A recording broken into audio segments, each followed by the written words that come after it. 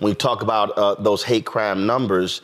So this is the thing. This is where, for me, I need to hear Congressional Black Caucus members sounding the alarm on Capitol Hill. Yes, you heard a lot of people talk about during COVID, the attacks on Asian Americans. We've heard over the last couple of months, members of Congress push bills, talk about what's happening on college campuses. They say that Jewish students are unsafe. Well, if the FBI data is showing this, I need to see Black caucus members raising a ruckus saying do more to protect Black folks when it comes to hate crimes, Renita. Absolutely, I agree. And that is the thing that actually makes people vote. Because listen, let's just not pretend here that white people are going home every night teaching civics to their kids and reading lots of books and so well educated on voting. They're not. They are receiving things when they vote from the Republican Party, and we need to be receiving things as well. So I agree with you. That is something, this needs to be uplifted. We need to see some plans around what you're going to do about the brutalization that is going on against Black people in this country and the crimes. Additionally, I would say, as your guest brought up, police data, police brutality, harassment, and killings also need to be added into this data. Because when you look at what has happened to Black folks at the hands of police that we see happen week after week after week, and we know that these are things that they are not doing to white folks, how can you argue anything other than those are hate crimes as well? And so when you think about George Floyd, when you think about the brother who was killed in Alabama, where the police kicked his teeth, beat him up so bad and kicked his teeth in so hard that when they did his autopsy, they found that his teeth actually went down his throat. How is that not a hate crime? This is the stuff that if you want people to vote, you have got to give them something to vote for. People are very simple when it comes to voting. They must see themselves reflected in the agenda, and this is a perfect opportunity to make sure that people are really going to see themselves reflected in an agenda. Derek? Again, it's exhausting to say enough is enough. It's very sad where the young man down in Florida serving his country, very young, 20, just recently killed. You got another brother up in Ohio, said that he couldn't breathe 7 times. Again, so enough is enough. I think this is domestic terrorism. It should be classified as such. And we should, I agree with you, Roland. We here in Georgia, the largest Black caucus, should take this matter up right here in Georgia as well. Julianne?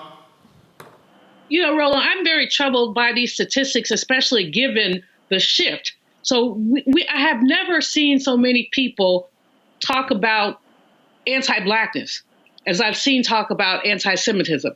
If Jewish people feel threatened, and many of them have been, okay. But Black people have been threatened since we put our feet on this ground.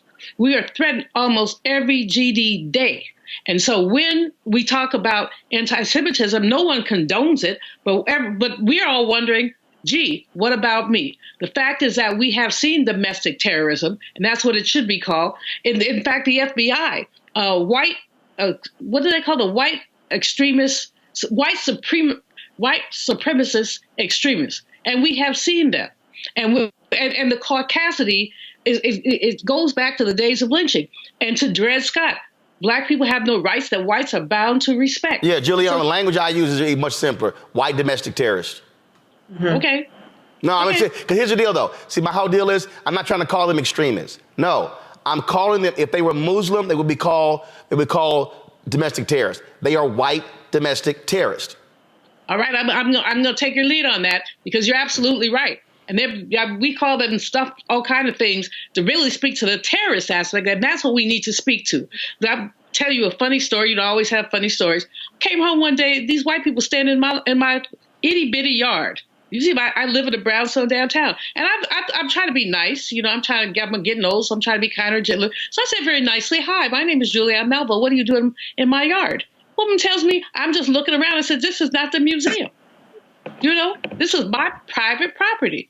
Do you know what the woman told me? I told her I was going to call the police. She said, "You have to prove that this is your house." At which point, all that language that you referred to earlier came out, in addition to the fact that, I had a stick, I had my cane, and I said, "I will pulverize you, and it won't take me but 5 minutes." But that's caucasity. You in somebody else's private property. Here's the answer. I'm sorry. We're leaving. That's the answer. Not we haven't done anything, we haven't heard anything, but that we have no rights or bounds of respect. So we have to fight back. Fanbase is pioneering a new era of social media for the creator economy. This next generation social media app with over 600,000 users is raising $17 million, and now is your chance to invest. For details on how to invest, visit startengine.com/fanbase or scan the QR code. Another way we're giving you the freedom to be you without limits.